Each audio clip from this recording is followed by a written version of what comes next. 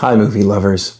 My name is Jim Breen, and I'm the host of 5 Great Scenes, a series that with each episode pulls one movie from the collection behind me of 2,700 Blu-rays and breaks down 5 scenes from that film from a director's point of view, looking at the director's toolbox to see how the director elevated the movie using the various tools, be it music, cinematography, performance, special effects, wardrobe, makeup, all the things that really comprise that toolbox.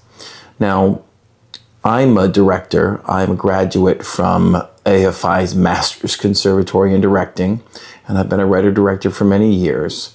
And so I'd like to share this with an audience to see if people might be interested, essentially. I know I am. The first film that is going to be focused on in this series is 1998's crime classic, Out of Sight, the Steven Soderbergh film starring George Clooney and Jennifer Lopez. So this is a crime caper that focuses on a career criminal played by named Jack Foley, played by George Clooney, and Karen Sisco, who is the FBI agent chasing after him. So when he breaks out of a Florida jail, she is assigned to catch him, and feelings develop between the two of them. Now, what makes this movie so special in many ways, there's many things that make it special, but the 5 scenes we're going to focus on is the 5 scenes they're actually face-to-face in the film, because much of the film they spend apart. So what Soderbergh does with this movie is pretty awesome in that he develops their relationship over 5 scenes. Now there's a dream sequence, there's a phone call, there's an epilogue, but these are the meat, essentially, are the 5 scenes of them together, essentially. And so that's what I want to focus on today. Just a heads up that we're just going to go straight into the commentary. If you're worried about spoilers, you should probably watch the film ahead of time. Also to get a better sense of the movie, just to watch the scenes ahead of time, just for time's sake. So with that said, let's get into scene 1 of 1998's crime classic, Out of Sight.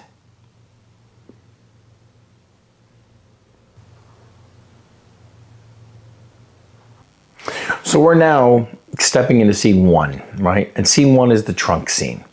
Now, the trunk scene is the first scene where Jack, played by George Clooney, and Karen, it's right after he breaks out of the Miami prison, or the Florida prison, we'll say Miami, and they take Karen hostage. She was in the parking lot. She almost stopped them. So they are now driving away from the prison, right? Buddy with Ving Rhames is at the wheel, and they are in the trunk, right? They are in the trunk, and it's their first scene together, right? The cool thing about the 2 things I'll point out is that 2 shots are really important in this movie, being 2 people in 1 shot, right? But he chooses, and I'll point out in the scene where he chooses her point of view to add tension. Just little moments, right? That's number 1. Number 2, the use of red light, right? The brake lights light the scene. So you have this really red tint that is both kind of sexy and dangerous, but he uses a little flashlight to just make sure you get a little bit of daylight in there, a little bit of regular light in there. It's just brilliant, and it's all from him holding the flashlight, George Clooney holding the flashlight. So let's step into the scene, take a look over here, and let's look at the trunk scene. So as the scene begins, we see them in a 2-shot. We see those brake lights, right? We see the brake lights, right? And we'll just get a quick shot. The 2 shots there, the brake lights, we pause, right? We turn on that flashlight, and then we get that little shot of the gun in the corner, right? He's going to choose her point of view here to show the gun in the corner, remind us there's a gun there, choose her point of view, go to the car, right? We're getting geography, which I'll talk about. Now, here, Ving's at the wheel, so it orients us, right, with geography. Now, what's cool here is like he basically just keeps the camera a little loose, but he uses a two-shot, right, the two-shot of both of them to. Most times, directors might want to put the actors face to face. In this case, he puts them front to back, as if they're lying in bed together. That's a great decision because normally what they would do is they might have to do it face to face, right? That would mean two separate shots, over her shoulder, over his shoulder, right? That's important. Now here, look at this. We're getting Ving. This is going to allow us to get geography once again. He's looking at her license. This is plot, right? But what's nice is it allows us to do this. Looks at the license, and then he chooses his point of view for the road, dissolves to the trunk. He orients us, right, so perfectly. Dissolves again. Right back in. You see how elegant that is? Just so beautiful, right? So we have our two shots, right? That intimacy of the scene, but we're also going to allow that geography and the traveling car to allow us to intercut the scene so that we can draw it out, and we can also, so notice we'll have the brake lights, the turn signal will come on in a second, right? And then we turn, right? It guts us out of the trunk and grounds us, right? We then choose this great shot. Now, this isn't her point of view, but this is a really nice money shot on her, right? Of just, and I call it money because it just, she looks gorgeous in this frame, right? And so, hold on that for a second, right? We get his finger, like his fingers as well. Look at this here. We get this sloppy things of her hand on her thigh. Intimacy. Just these little inserts. What those little inserts can do to make you feel a connection between the characters. Touch, right? We get geography again, right? We get, here we go. We get 74 miles to Miami, orienting us and allowing us to breathe a little bit. But this is where it gets cool. He then has this meta conversation about movies. And he's going to talk about their entire relationship, the 5 scenes they have together in this conversation. And so it becomes a conversation about movies, specifically Faye Dunaway in 3 Days of the Condor, right? Where she says they fell in, like her and Robert Redford in that movie when they're on the run, they fell in love too fast, right? And so it's to get us to that discussion, but it's also allows us to comment on their entire relationship. So he comments about how they're going to have to shoot him down in the street, not going over a wall. That's setting up our ending, that fatalistic ending. Here we go. This is another shot. Choosing your point of view. Police car going by. Tension, right? Tension comes up. Go back to her, right? Gets us back into the conversation as she turns back. The fingers, once again, intimacy. And then we have that conversation, the later part of the conversation, talking about movies and talking about if we, throughout the other pieces when he says, if I came to you outside of this trunk, if I just came to you in a bar. So he sets up the other scene that they have coming up. So it's all kind of predating, or it's just setting it up, foreshadowing, right? Of what their entire relationship is going to be, right? And she says, I feel like, and she talks about their own relationship. I feel like they fell in love too fast in three Days of the Condor, right here. Last line. 3 Days of the Condor. I feel like they fell in love too fast. That is what I would call the punctuation of the scene, right? And then they're out, right? We're out of the trunk. She grabs the gun that we set up, right? Boom, there. Now, that's a great scene, right? It's doing so much, right? With all the things I talked about, it's doing so much with so little, in all honesty, because you're in the trunk of a car, right? And so,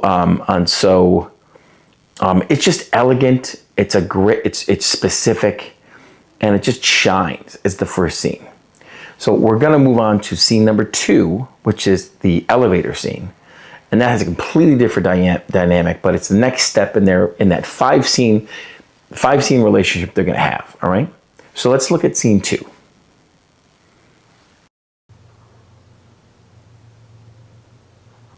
So now we're at scene number 2, which is the elevator scene, right? Now, it's set in a kind of a senior community in Miami, which is kind of absurd in many ways, which we'll talk about. But Jack and Buddy are hiding there. They're preparing to get the hell out because they think that Karen's going to show up. Karen, of course, is downstairs in the lobby. And there's a lead agent coming in to apprehend Jack, right? So this is all about like ticking clock, right? Now, when you talk to actors, the key thing is many times you can use the event. What is the event of the scene? In this case, it's a moment in the elevator.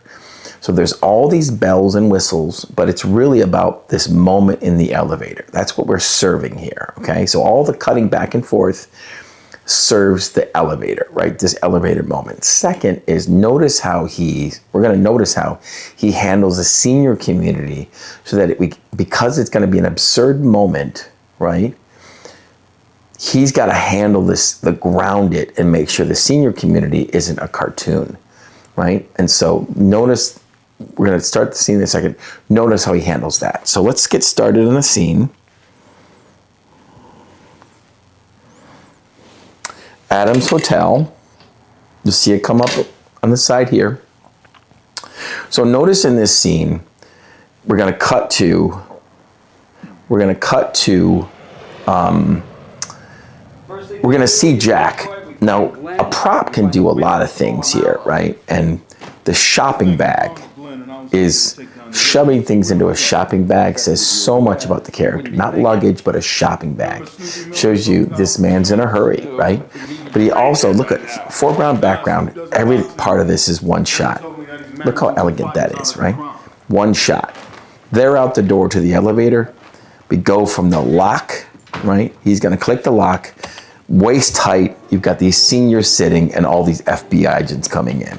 Absurd, right? But he's handled so perfectly. Now these men come in, the lead agent's there. He wants to get upstairs. This guy just exudes inexperience. So he's giving directions. Notice, like, she's surrounded by men. She's the only female in this scene. But also notice that as he gives directions, as this man gives directions, she's the only one she's the only woman, and everyone else is wearing sunglasses. So we directs our attention to her. She's proving herself, talking about the metal door, giving, like, she wants to go upstairs, So he's going to push the button, and then we have this old woman, perfectly cast. She's only thinking about her. Like, if I was directing her as a director, I'd just say, think about your grandchildren, not about these men behind you. This 3-shot does so much, right? It's comedy. This 3-shot's so good, right? And then it's back to the agent, and he's like, stay downstairs, stay downstairs. Like, he has no idea that he's setting us up for Karen and Jack to meet, right? And so he's just underlining, but it's important that she's following directions, right? Don't try to apprehend him, right? Just call us. And that's very important for the character to kind of stay true. Here we've got the 3-shot once again, right? Sorry, I got distracted. This 3-shot once again. Oh, just hold on. We got the 2 to identify what floor we're on, perfectly right. And then we go back to the buttons in a second, right? Get her off. This old woman, that 3-shot does a lot. Push the button, and then they're going in, right? The agents are ready. They're serious. They've got guns. They've got helmets. They've got goggles. They've changed. There's danger here, right? Ticking clock. He then underscores the moment that the event of the scene. Boom! She sits. Long shot, door opens. This is the moment here, right? Long shot. Wait a second. What? Look at this. Let it breathe. Let the moment breathe. Cut back and forth. She tries to call. The ad's coming. He waves. Just look how great that is, right? And then he underscores with the old man. Oh, I thought I was going up, right? And it just like, we revel in the absurdity as he's like, Karen's downstairs. What do you mean Karen's downstairs? Karen's downstairs? And so it's like we revel in this moment, just soak it in, right? Soak in this absurd moment, right? And then we're out. It's such a great scene because even though it's an absurd moment, right? It's grounded in reality so it doesn't step into like a cartoon, right? And that's what makes it, just elevates it, because he knows he does it so well, right? Just an incredible scene, right? So let's move on now to scene number 3, which is the really, really heavy one, which is the Gary and Celeste scene. This is the scene that Jack talked about in the trunk. What if I came up to you in a bar, right? So this is the scene that foreshadows. So let's go to the Gary and Celeste scene, which is scene number 3.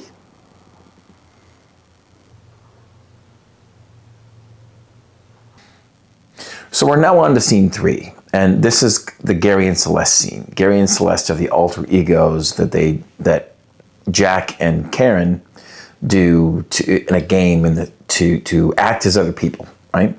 Because Jack is following through with what he stated in the trunk earlier. If I came up to in a bar, would I have a chance? Kind of mentality. So this scene is in the hotel bar where she's staying, and Jack surprises her by approaching her after 2 men have approached her, thinking she's a sales associate trying to hit on her. So well, with this scene, the thing that's important here is that this is more of a foreplay scene than a sex scene, right? It's foreplay. So what Soderbergh does with this is it's about like really letting it breathe, because this is the longest scene they have together in the film, in the 5 scenes together. And this is the scene where we kind of cement their relationship. So he's going to let this breathe, which we're going to see. It's a longer scene, right? So let's get into the scene.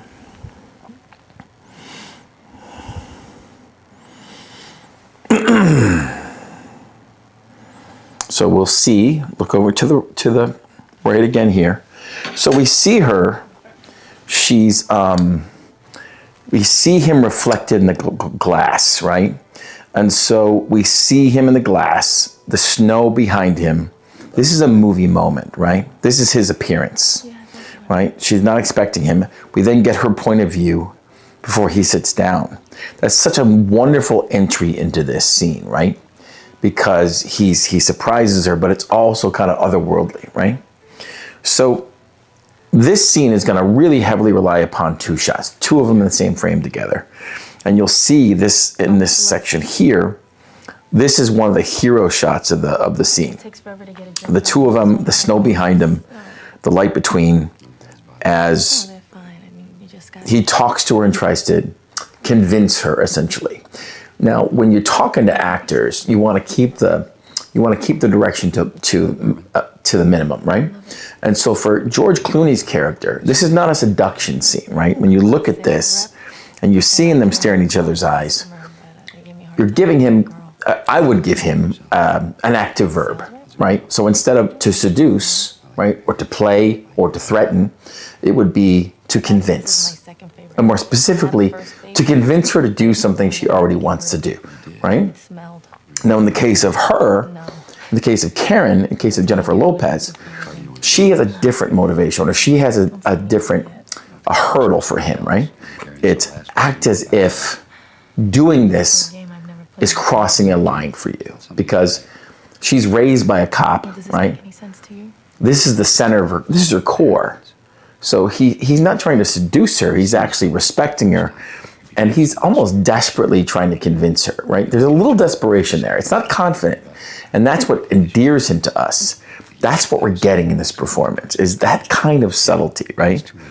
So we have this back and forth. Now what he's gonna, now this is the first section. This is the scene has 3 sections. So this is the first section, right? Now, in a second, we'll transition to the second section, and that's where we're gonna jump in time. Now, you'll see in a second here that Soderbergh is a big fan of Point Blank, the John Borman film, 68 with Lee Marvin. Now here you'll see, touches her hand, we move forward.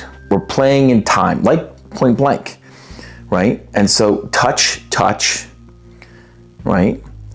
We then have the hand on the leg, touch. Once again, we're leaping forward. We don't quite know where we're at. She drinks, right? We have a drink there, right? So he's easing us into the future, but the conversation isn't over yet, right? This is still gonna cross-cut between both of them. We see the wide shot, we see the snow. We're clearly in the same place because the snow matches, right? We're cutting back and forth to make sure, right? And this is where we get the kiss, right? Now that's the second section, right? Is the kiss. We're leading up to this, right? So this is like letting it breathe, right? Every touch is so important. The touching of a hand is so important. This is foreplay, right? This, as I was saying about foreplay, he pulls her up. Now what he does here is what he did earlier is he draws out a moment, right? So in this scene, we're gonna have 4 dissolves, right? So we're gonna have this back and forth. He's still convincing her, right? We're still taking steps back in time. We get them close, and then we cut to them looking at each other. We do a dissolve. We do a dissolve. Right? We do a dissolve and a kiss, right? So he's drawing out this kiss, right? This is a movie moment, essentially, drawing out the kiss, right?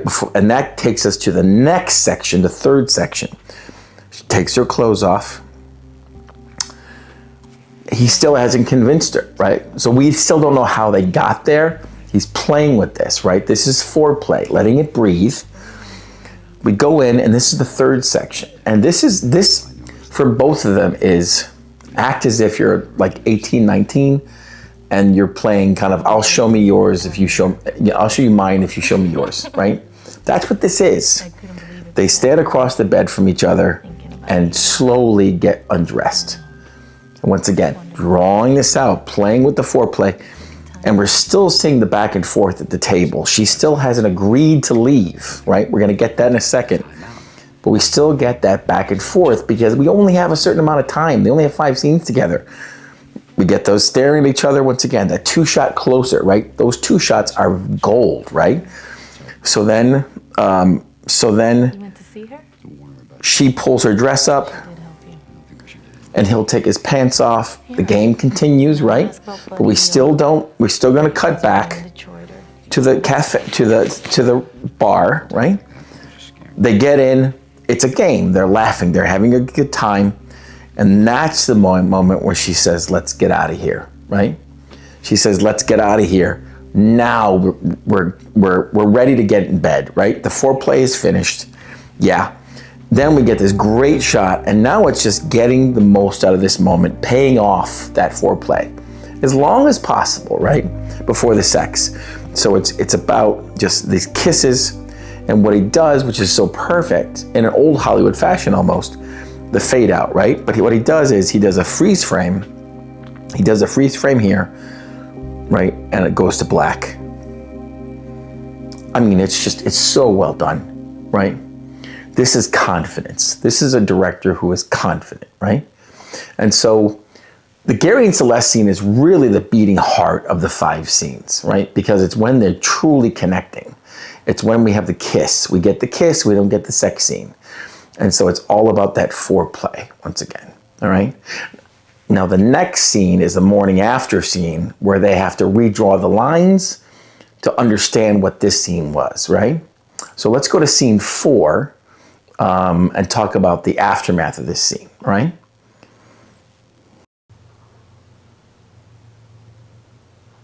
So this is scene 4 of 5, and this is the aftermath of the last scene. I don't have to give backstory because you've already saw what happened. But this scene is important because they have to understand what this means for the relationship, right? And for if they're going to move forward. So this is the morning after scene.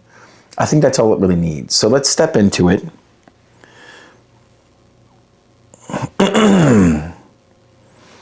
So as the scene begins, we see her lying in bed. We can see she's clearly bothered. He uses these jump cuts again really well. As she goes into the bathroom, we just allow a beat. It's always important, even if it's small, to have these beats. Give things a beat is the definition they use. Just give it a beat of the unease before she comes back out, right? Now she stands in the doorway. Now this entire scene is about the blocking, right? It's about getting her to the bed. So she's second guessing everything. And this time, the active verb for him is not to convince, it's to reason, right? He's gonna reason with her here, right? Tells her to come over, she doesn't move, right? She's not gonna be told what to do. He's gotta, this is where he needs to reason with her. Notice how she folds her arms. Body language is so important. Soderbergh probably tells her, like, we can barely see her arms, but it gives her an attitude, right? Because she has to be convinced to come to the bed. Now, this is what's awesome here. So when you look at this, you see the snow in the background, but it's a wide shot. We get closer on her, well, they're almost even, but we get more of him, right? As he reasons with her to get her to the bed, right? Telling her about, do you think I think you're stupid? Now, as you can see, she's listening, but it's closer on her, right? Because we want to see her reaction. Is it working, right? Why would you think that, right? Why would you think I think that, right? She starts to melt. We see her melting. We see this self-deprecation as well. The way he reads this line, he could easily make this bitter, but he adds a joke. And then all he says is, come here. Like, he barely says it to get her to the bed. It's about the blocking. That's the event of the scene, is getting her to the bed, right? Getting her to the bed. What's awesome is that he uses the exact same shot to put him into a two-shot. And that's what a director does. He doesn't have to reline a shot. He basically she fills in the space that was there before. That's thinking ahead, right? But it also gives this great two-shot. And we end with this last line of her saying, when it's gonna happen, you know what's gonna happen, right? And it just ends on this moment of, like, this shared moment where we're setting up for this next scene, which is kind of the doom, right? You know what's gonna happen here. He says you know what's gonna happen. Now, I'm belaboring that point because what Soderbergh has done is that he has set up a certain fatalistic approach to Jack, right? Jack says, I'm not going back. So what he's communicating to the audience is, Jack will not be taken alive, right? So this is his last score. She's gonna be that angel of death, right? She's got the gun, she's got all the experience. So this is him getting it's not like he intends to seduce her so she can kill him, but it just sets up for a fatalistic ending, you know, which is really what's telegraphed, especially at the end of this scene where he says, you know what's gonna happen. Like, he has a sense, of what may happen. Like, even if he doesn't know, he knows, you know? So let's go to the last scene, which is their final confrontation, which is it's a short scene, but it's an effective scene. And there's actually, he pulls the rug out from under us because we were expecting one thing and he does something else. So let's go to the last scene, which is that final confrontation.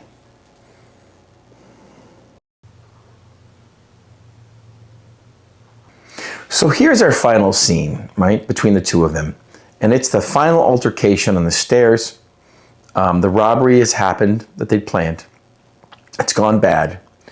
She has found out where he's at, and she's come into the house, and she's now calling out to him. He has no idea she's going to be there. So this is like literally Jax has the rug pulled out from under him in this moment when he realizes she's there, right? So let's just go into the scene. It's a pretty simple scene. It's actually pretty short. So we're going to start off with, look over here. So we get that look of shock on his face, right? Now he's got He's got the gun in hand, which we're not used to seeing him with the gun in hand, right? He's got the gun in hand. He's got the hood. So he's wearing the right he's wearing the right wardrobe as a robber, right? So it's him. It's setting up that fatalistic ending, right? Takes the bullets out, puts the mask on, right? We've got that's an observer, a hostage that is in the scene, is just watching. So he comes out.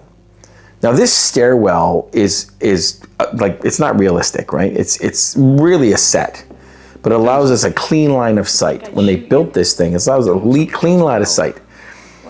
So he stands there, right? And we just as we've done before, we do this, no more timeouts, right? Jack put the gun down, building that tension, right? Usually in threes, right? She tells him 3 times. No more timeout. We got the snow behind them, reminding us of the hotel, right? And he's ready to die, essentially, right? Let it breathe, but beat, let it breathe. And then this is what he does. Shoots him in the leg. This is so brave of Soderbergh to do. Now you'll see she comes up and handcuffs him. So she's doing her job. She always was going to do her job. But what's important here is, you'll notice, she handcuffs him, right? The police show up, so they don't have a lot of time. So the clock's ticking, and she apologizes, Sorry, Jack. But she doesn't kiss him, right? She does not kiss him. In fact, she doesn't kiss him at all in this. She's out, right? Now, what's awesome about this is he lets us breathe here. And what we get is this hopelessness on Jack's face, because he's going back to jail. He didn't get what he wanted. She robbed that from him. So this look on his face when he's being handcuffed and she goes out, it's like the bottom has fallen out. It's just, he is destroyed. That's what that look is. That look is, you failed. Like, you're gonna go back to jail. You're going to be one of those old people, that we saw in the beginning of the movie when he was looking at old timers, and so Jack didn't get what he wanted, He didn't get to die, And once again, in the trunk scene earlier, when we first meet him, right? He says, "I'm going to die in the street. I'm not going to die going over the wall." When after they sleep together, he does a variation on that, saying, what's going to happen. So they've telegraphed this throughout. And so when he's shot in the leg, that's such a ballsy move. And an audience could turn on you, but they don't. They don't, right?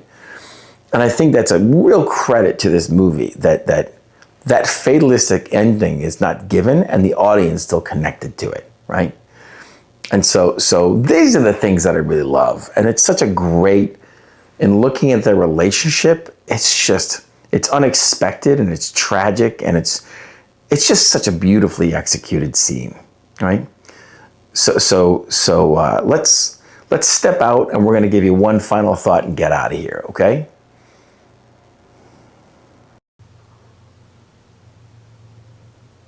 So those were our 5 great scenes. I hope you enjoyed them as much as I did. I love this film once again. I will say that there is an epilogue that is more hopeful, where Karen drives him down and she's in the front seat of a van, and she puts Samuel L. Jackson, who is this master escapist, in the van with George Clooney, sending this message that he's probably going to escape. She's going to help him escape. So it does end on a happier note. Just to give you a heads up, if you haven't seen the film, once again, it's a solid film. I love going back to it.